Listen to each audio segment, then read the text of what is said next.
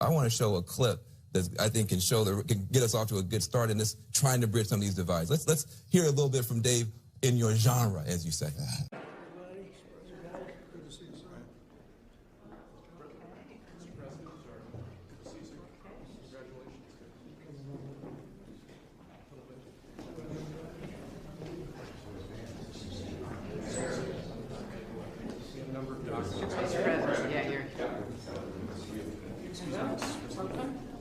Was it great?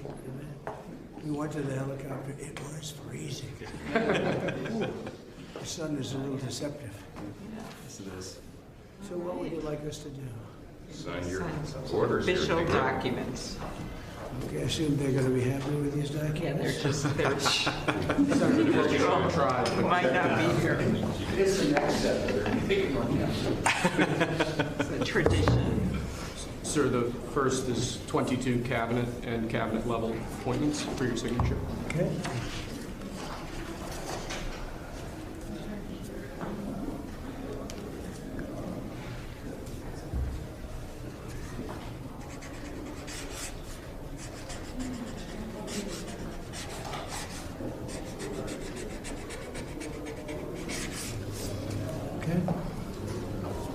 The next one will be, excuse me, the next one will be 47 sub-cabinet level appointments, sir.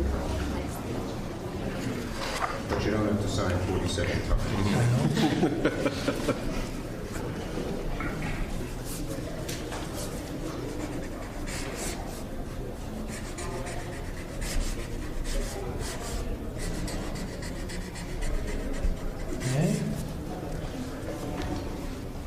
Thank you, sir.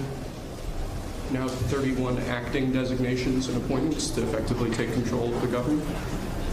Let's do that. Yeah, that's important. That's important, isn't it?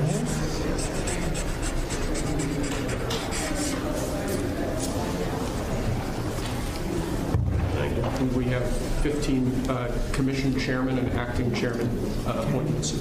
Send him. Commission chairman and acting chairman.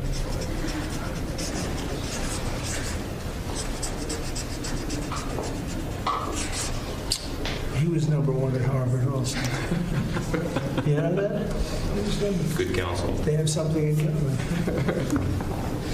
Thank you, sir. Lastly, we have a proclamation ordering that on all future inauguration days, including this inauguration day, that flags shall be flown at full mast.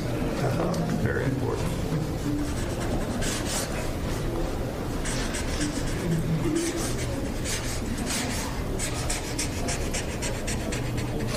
That was a beautiful place to have an inauguration tonight. The sound was so good. The temperature was 72 degrees, but the sound was so good. Maybe something to think about. Thank you, sir. Okay? Good acoustics. Yes. All right. Now That's thank it. you. We go to lunch. Great. Very Nice good. to meet you. Thank you very much. There you go. Take that. All right. See you. Thank you, Mr. President. Mr. President, did you have a good meeting with former President Biden? Very nice. Very nice. Beautiful custom. Mr. President, It goes back as long as helicopters. Before that, it was a stagecoach. But it was, I thought it was beautiful. Thank you. Great job. Great job. Thank you. Check. Mr. President, do you have any reaction to the pardons President Biden did at the last minute?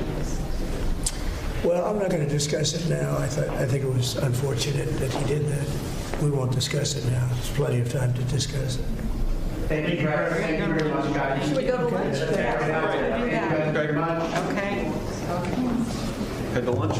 Ready for lunch? Okay. Thank you. All right.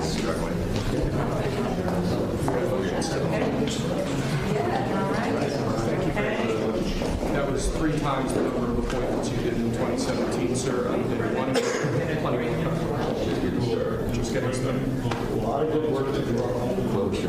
So where are we going to stop here? Good counsel. Try to work through your documents. So that's when they get green.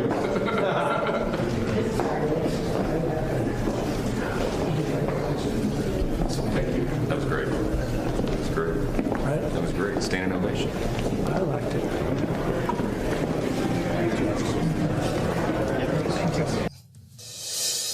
Full disclosure. You are poor. He's fighting for me.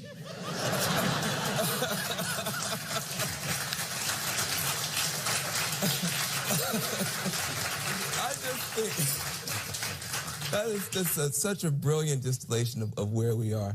People don't know. You live in rural Ohio. People think of you as this urban legend. You actually live in rural Ohio. Yes, I do. And now we're, 2 years in. The economy has gotten better than it's continued to get better. What would you say to those folks who are still big Trump supporters today as we go into the midterms?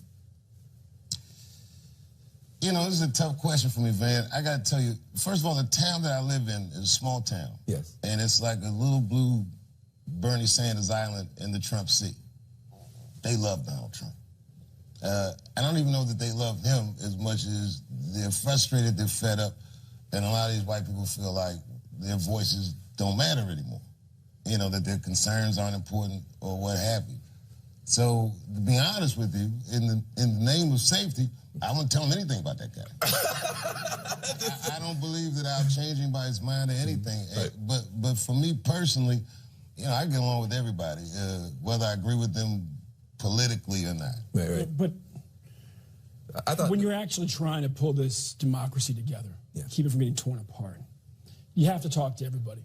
You have to listen to everybody. That's right. I was out on the Eastern Shore, and I was giving a speech. And a guy who voted for Trump asked me what I thought about Medicare for all. And I said, I support it. He said, well, what if they won't do it at the federal level? I said, then we'll do it at the state level. He said, then I'll vote for you. Trump support. Yeah, I said, and I kind of started. I said, you voted for Trump, and now you're going to vote for the former national president of the NAACP. I said, tell me why. He said, I'm a finance manager at a car dealership. My bottom line is my business and my people. Neither one of them gets healthier until we can get health care we can afford. And if he won't do it, and you will, then I'll vote for you. There is this question, though, around Democrats versus Republicans. And you have people like Kanye West who's saying, listen, love you guys and Democrats. Excuse me 1 second.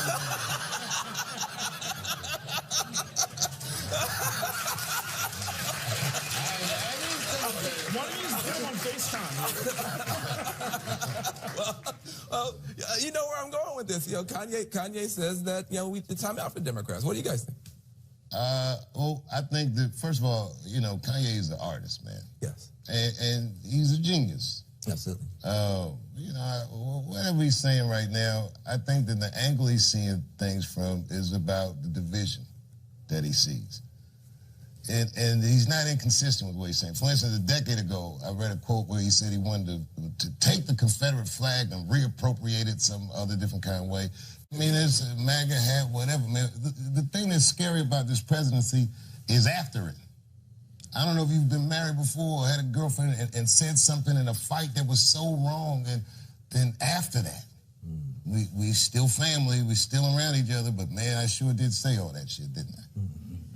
And I'm not mad at Kanye. That's my brother. I love him. I support him. I buy his albums.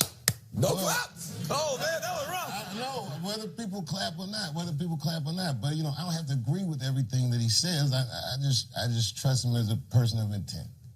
But, he shouldn't say all that shit, But let me take it on the argument then. So to take his personality out of it. What about the argument he's making, which is that, it's almost you're in this PC prison, you can't say anything, and you're not allowed to vote for Republicans if you're African American. What's your argument to people who feel like it's time to give Republicans a chance? It's an argument being made by a minority. But I'll say this: I'm not a partisan dude. If he ran as a Republican, I'd vote Republican. If I got a chance to vote for somebody like this, I'm voting for. This isn't about party. This is about ideas. That's right.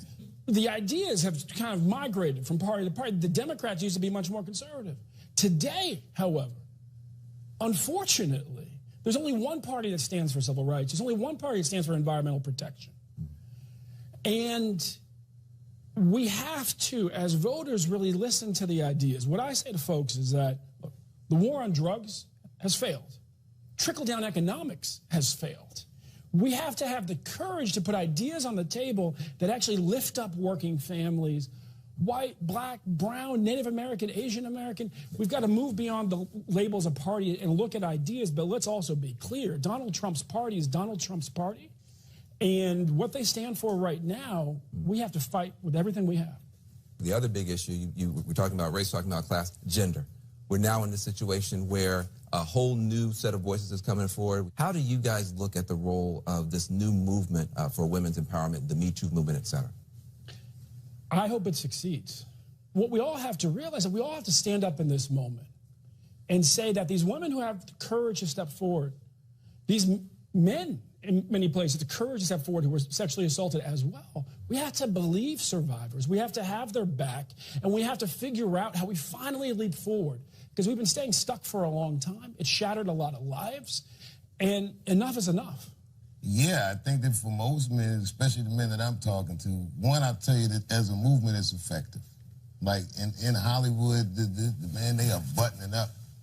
Which is good. Yeah, Which is good. It's better than good. It's necessary. Two, I'll say that there's a lot of men that are learning for the first time the extent of the plight of the women in their lives. We're just learning that consent is important. Most of our states, they don't teach consent when they teach sex ed. Think about that. That's right. And this is a tough discussion, but it needs to be had. Yeah. And people need to learn the lessons, and we need to listen to one another. Yeah. I think that some people are so threatened by the movement, or they're so worried about it, that they're not hearing the messaging behind it. Mm-hmm. But I think it's an idea, this time has come, and we'll see. Did you watch the Kavanaugh testimony, the hearings, all that kind of stuff? I've seen highlights. Yes. Yeah, exactly. What was your take and impression? Can you imagine an African American or a female yelling at them senators like that? Oh, you mean the way that Kavanaugh yelled? Yeah. Or any of it. You know, man, I'm from this area. Like, I grew up around here, and the sad thing about it is, I believe, sadly, if that woman had gone to the police in 1982 and told them exactly what she had told the Senate, that he wouldn't have gone to jail. Not in that place, not in that time, not with no name like Brett Kavanaugh. It was daunting. It also made me sad that this is a national discussion that's happening during a Supreme Court nominee's hearing. It's a tough time for this country, man. We got a lot more to talk about. I want to talk to Ben, and I want to talk to Dave Chappelle about mass incarceration and marijuana, which I never thought I'd talk to Ben Jealous about when we get back.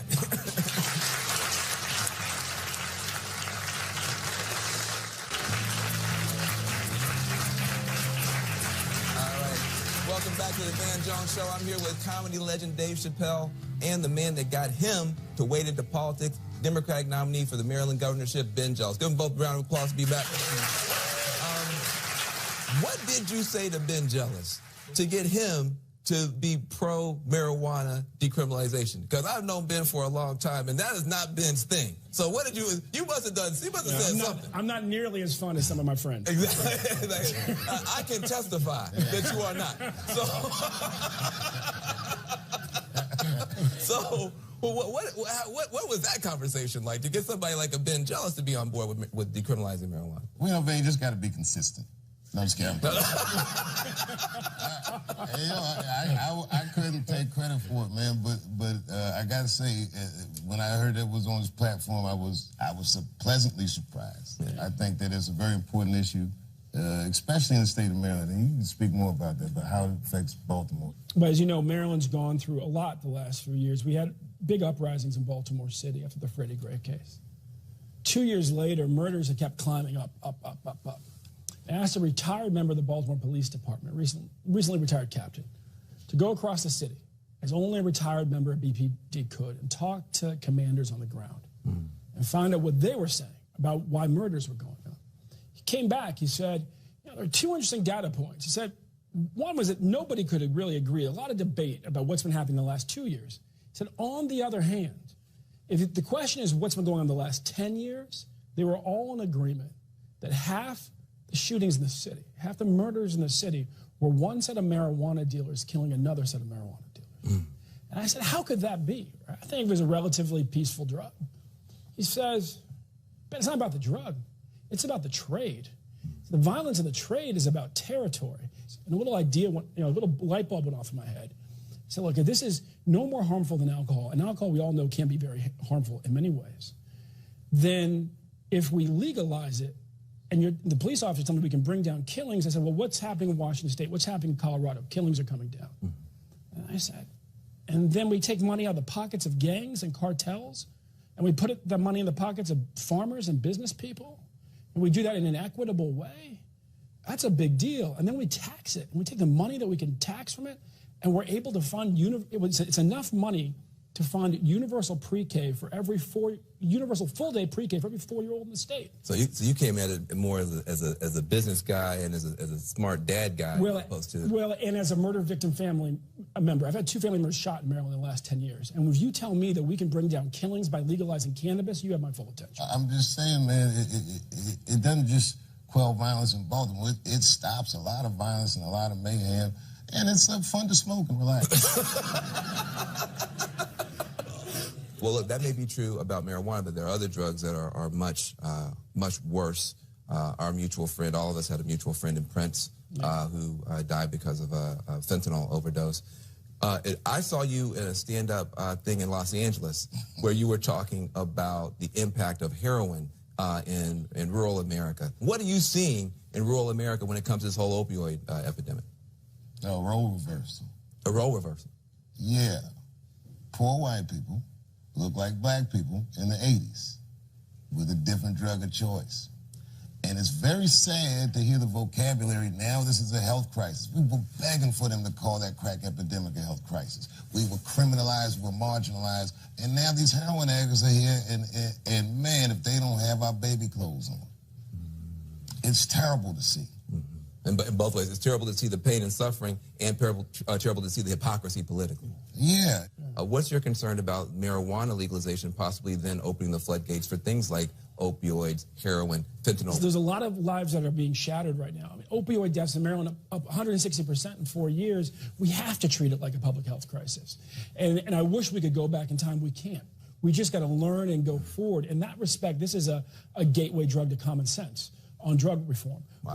We've got to deal with this public health crisis as a public health crisis. Famously on SNL, you said you wanted to give Trump a chance, but you also wanted to make sure that he gave disenfranchised people a chance. Looking at the Trump presidency almost 2 years in, do you feel that he gave disenfranchised people a chance? It's hard to tell where Trump ends and his constituents begin, but I think that the rhetoric of his presidency is repugnant. I just don't like the way he talks. I don't like,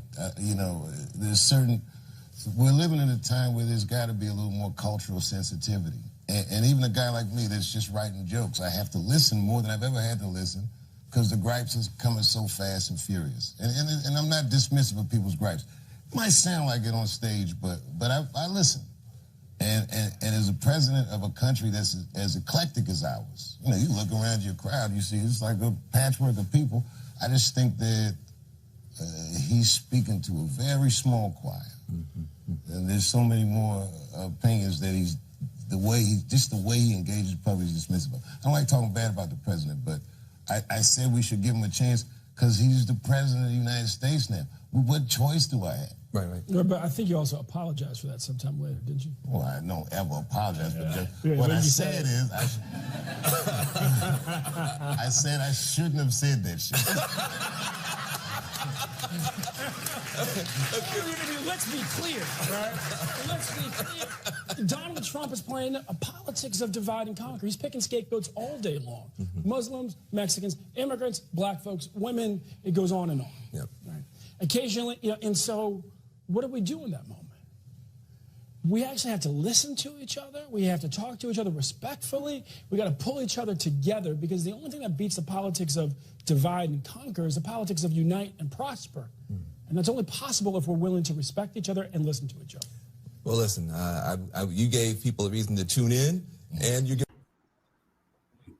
I think with this Donald Trump's second term as presidency, Dave Chappelle will have a lot of change in mind, especially with how everything has been with the Biden's administration. with the wars that we have now in the world, with the economy that is terribly bad, even though it's been getting better, it's been getting much better with high gas prices that we saw, and also with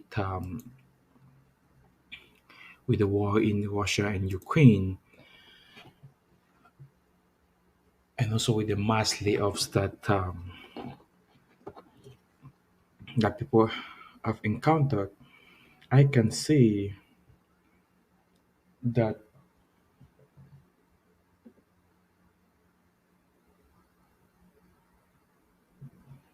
I can say that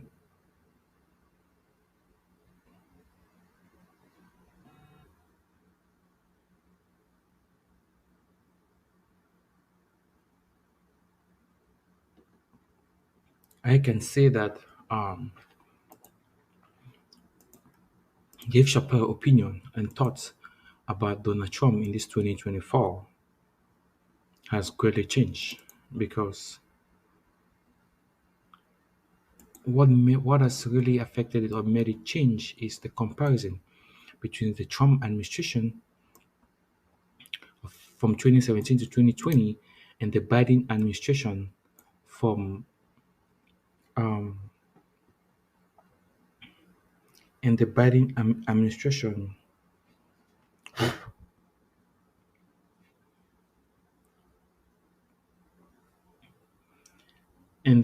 administration from 2020 to 2024. From 2024, comparing that to the um, the Joe Biden administration, you will see and notice that the Donald Trump administration was way much better. If you were to compare that with the um,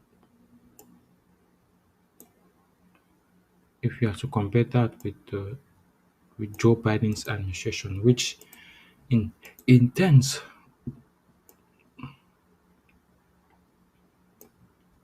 which intent shows that um, his opinion or his thoughts about Donald Trump has greatly changed. You know, even Cat Williams too. Even Cat Williams too. The thoughts that he had about Donald Trump too has greatly changed. So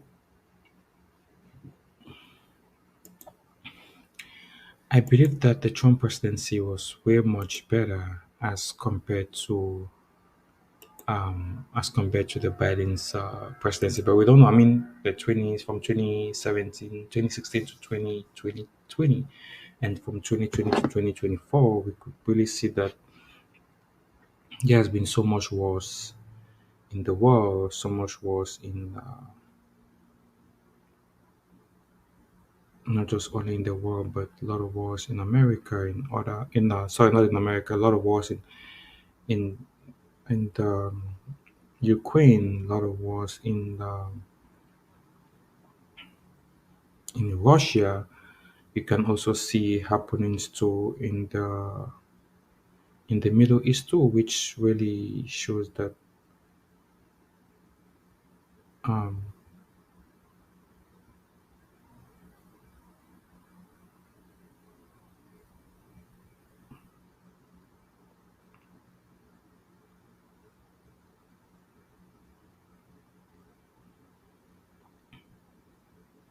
which which greatly shows that things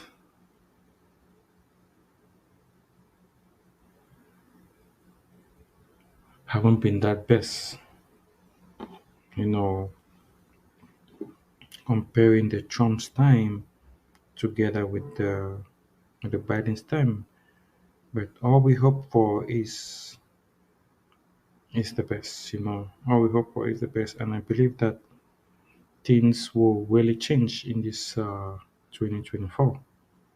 This 2024, and as we go into 2025, less than 60 days from now, I believe that things will be.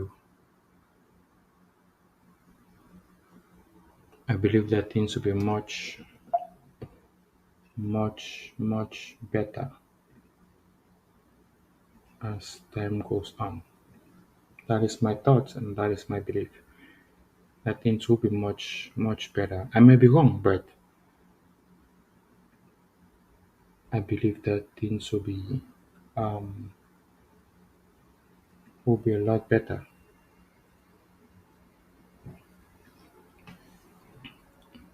as we head into that.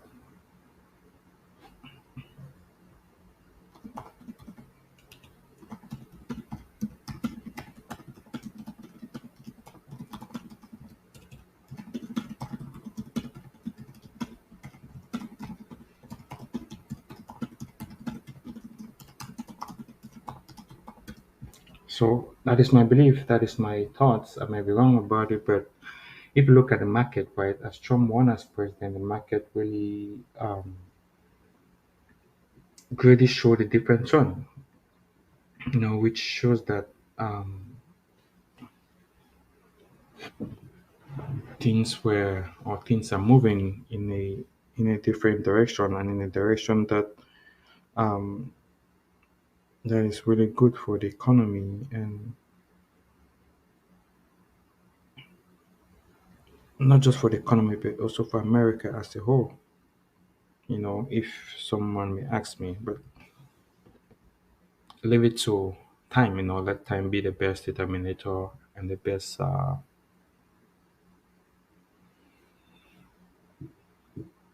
determining factor. You know, when it comes to this. Thank you, everyone, and thank you for listening. And I hope you all have a great and blessed weekend.